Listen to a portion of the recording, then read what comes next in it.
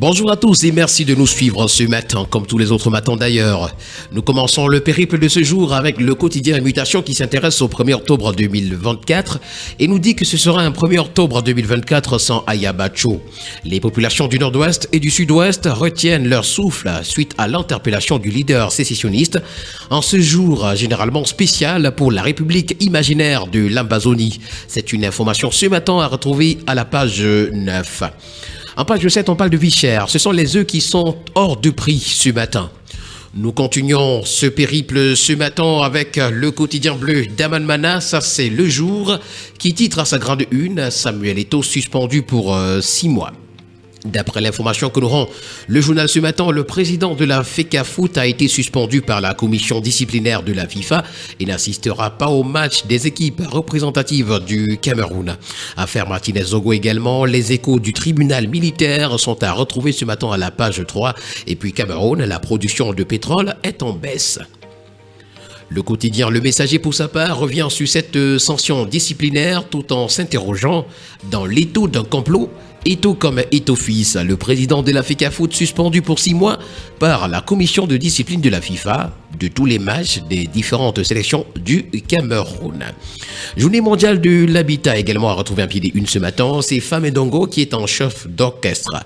Le Mineta, ministre de l'enseignement supérieur, entrevoit un succès retentissant dans la région du Sud. Nous continuons ce matin avec le quotidien L'Info à chaud qui revient sur cette sanction de Samuel Eto'o d'une interdiction d'assister au match des équipes représentatives du Cameroun pour une durée de 6 mois. Pourquoi la FIFA fait fi de l'arbitre partisane? C'est une interrogation. Et d'après le journal ce matin, suite à la sanction de leur icône, de nombreux fans du foot à travers le monde expriment leur désapprobation sur les réseaux sociaux. Pour ces Églisiens, le leader et parent Samuel Eto'o-fils n'aurait pas pu rester indifférent face à l'arbitrage partisan de l'Italienne Maria Solé, qui s'illustrait comme adversaire de l'équipe féminine de football du Cameroun dans cette Coupe du Monde U20. C'était sous le regard complice de la FIFA, s'interroge ce matin le quotidien L'Info à chaud. Pour le journal à caractère satirique Le Popoli ce matin, c'est un coup de massue qui vient de la FIFA qui a retenti sur la tête de Samuel Eto'o-fils. Téléphonie mobile également à lire dans les colonnes du journal quand les géants s'accusent. C'est à retrouver. Nous continuons toujours avec cette sanction de la FIFA ce matin. C'est avec le journal Camarouès News qui dit que la FIFA donne un grand coup de main à Marc Brice.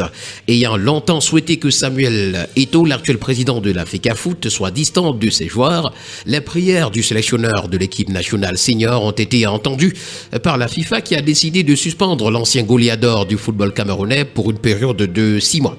C'est une information ce matin à retrouver en parcourant les colonnes du journal.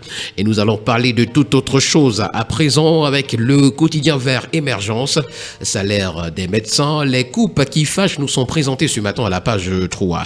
Commerce extérieur, les exportations sont en baisse au premier trimestre 2024, nous renseigne le quotidien Vert.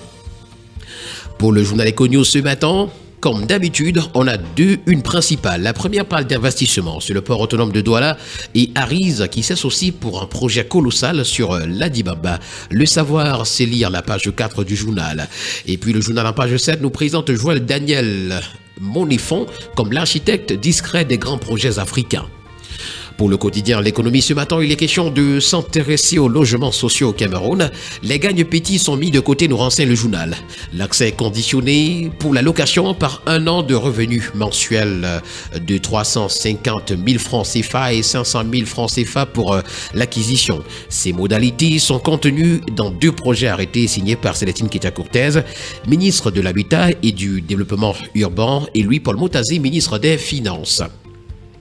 Nous continuons ce matin avec le quotidien de la santé. Ça, c'est Eco Santé qui, pour sa part, nous fait savoir que la ville de Douala accueille le navire hôpital chinois Peace ARK.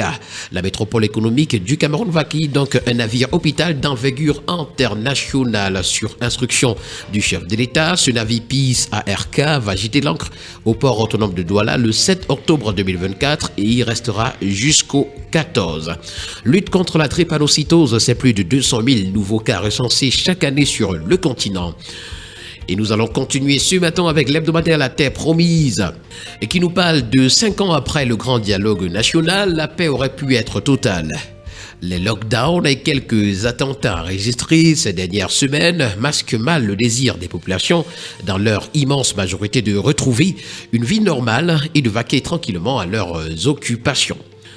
Le quotidien Nouvel Horizon, pour sa part, ce matin, nous présente le ministre des Travaux publics comme l'architecte des routes au Cameroun. C'est Emmanuel Nganou Messi, ce ministre-là, qui est l'homme derrière la transformation des infrastructures routières du Cameroun. Sous sa direction, le pays connaît une révolution routière sans précédent, avec la construction de 869,85 km de nouvelles routes bitumées d'ici à fin 2024, nous renseigne le journal.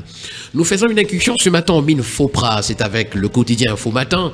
La rationalisation des recrutements est au cœur des échanges, nous renseigne le journal. Et puis campagne 2024-2025, le kilogramme de cacao en Côte d'Ivoire passe de 1500 à 1800 francs CFA.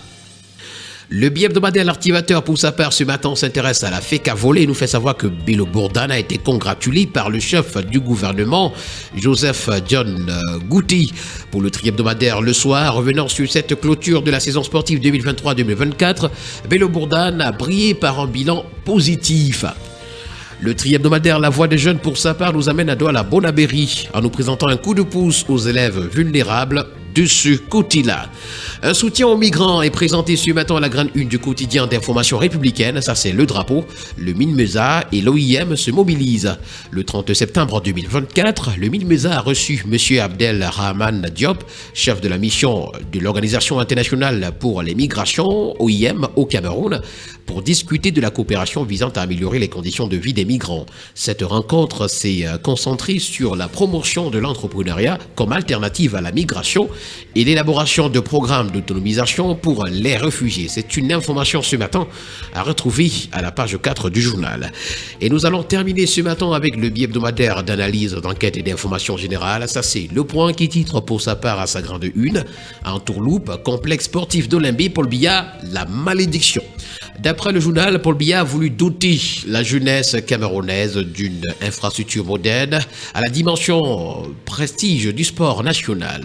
Ces créatures en ont décidé autrement. Le complexe sportif d'Olimbé, comme un boulet, traîne son imprécation. En lieu et place d'un achèvement dans les normes, il va falloir penser à sa réhabilitation, faisant de cette entourloupe l'une des plus coûteuses du monde. Le Point revient sur ce braquage qui a valu 217 milliards de francs CFA aux contribuables, englouti par la mafia de l'État. Mesdames et messieurs, voilà qui met en terme à cette sortie de la revue de la presse camerounaise. Première sortie d'ailleurs de ce mois d'octobre 2024. Merci à tous et bon début de mois à chacun.